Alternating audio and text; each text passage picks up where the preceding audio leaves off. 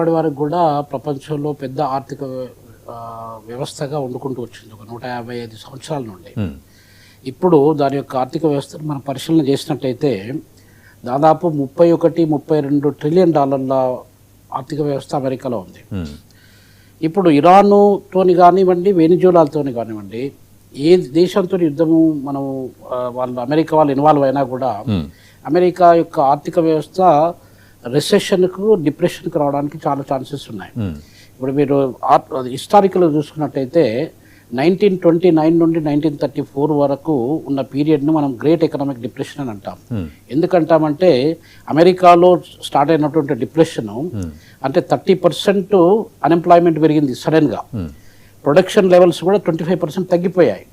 ఈ యొక్క ఎఫెక్ట్ అనేది ప్రపంచ దేశంలో మిగతా దేశాల మీద కూడా పడింది కాబట్టి అది గ్రేట్ ఎకనామిక్ డిప్రెషన్ అంటాం. ఇప్పుడు అమెరికా అనేది 31 ట్రిలియన్స్ ఆదాయం ఉందని అనుకుంటున్నాం.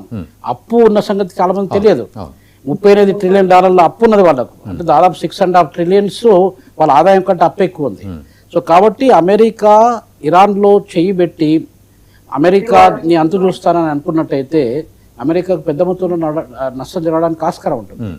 సో కాబట్టి వాళ్ళు కూడా ఇరానియన్స్ కూడా దాదాపు అయతుల్లా ఖొమైనీ మనకు దాదాపు 37-40 ఇయర్స్ నుండి రూలింగ్లో ఉన్నాడు ఆయన.